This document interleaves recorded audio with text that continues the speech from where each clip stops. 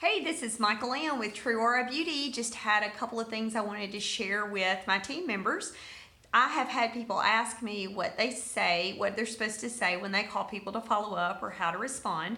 And I just had a few that I wanted to kind of share with you. First of all, I usually when I'm making phone calls with TrūAura, it is because I met these people somewhere else, whether it was at a chamber function or at a booth or just wherever out in my path. So 99% of the time when I'm calling someone to follow up, we have already had a previous meeting of some kind. So normally when I call, I don't go off into the weeds and say, how are you today? Or any of that. I don't usually engage in extra conversation. I look at myself as a professional and think about when, like when your dentist office calls you and they remind you of your appointment, they usually get on the phone, they say, hello, this is the dentist office, just wanted to remind you that you have an appointment for 2 o'clock tomorrow. And they get off the phone. They don't usually stay on. Now, of course, if the person you call engages in conversation, that's totally fine.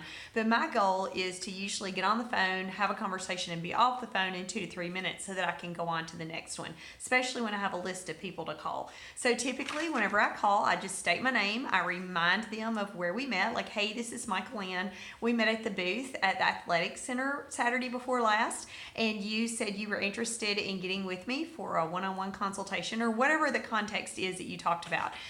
Again, you don't want to ask yes or no questions, so you don't want to say, is this a good time for us to set an appointment? Because then they can easily say no.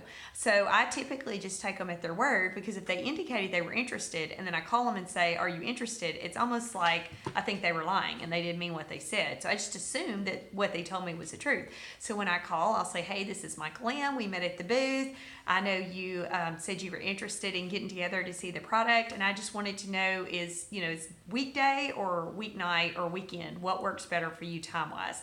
So if they're interested, they go ahead and say, well, I don't know when I could do it, but maybe a Saturday. Then I just give them some dates. We kind of go from there.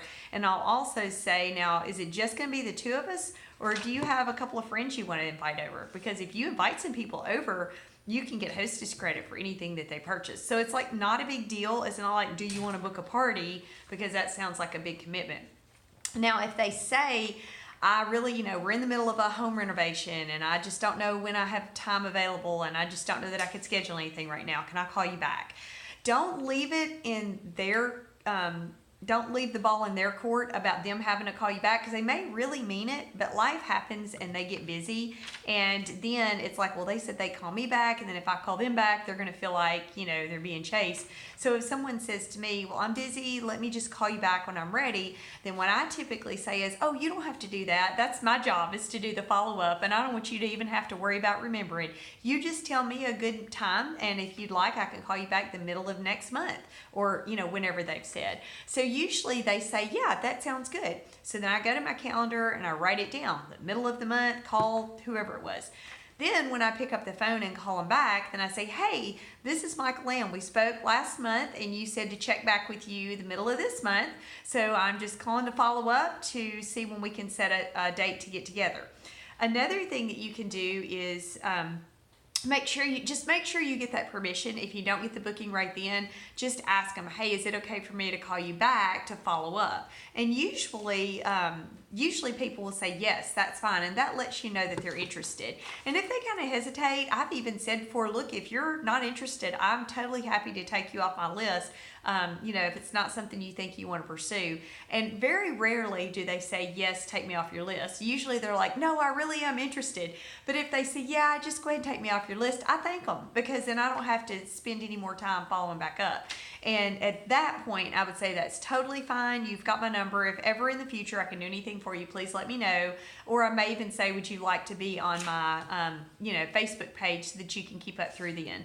And then I'll just send them a link and they can click to join the page. I can't actually add them to my page unless I'm friends with them on Facebook already. So I usually just send them the link and then it's up to them to click to be on.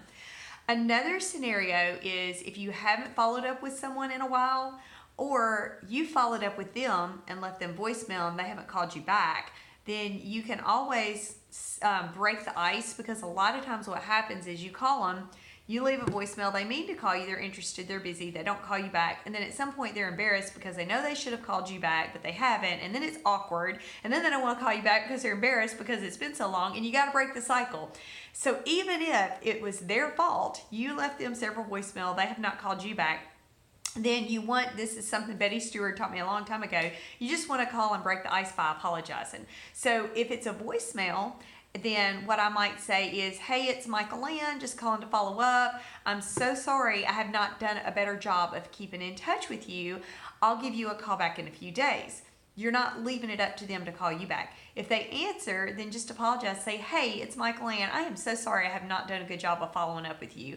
And if they know they should have called you back, a lot of times they'll laugh and they're like, oh no, I'm so sorry. It was really my fault. But that way it's kind of taking that awkwardness away. You just want to kind of keep that communication going.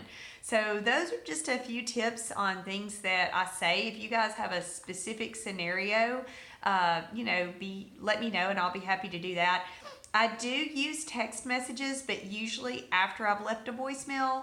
The exception to that is if I do a booth and I get a lot of names at once, I usually text them immediately and say, thank you for stopping by my booth. Here's a link to my website. Here's a link to my Facebook page. And, I will follow up with you according to whatever they checked. Sometimes they just say, just send me a link. Then I'm like, hey, it was nice to meet you. Here's the link. If they said they wanted to actually see the products in person, then I go ahead and send them a text that day. Go ahead and put me in your phone. Here's the link, and I'll give you a call back, and we'll set that date that we talked about.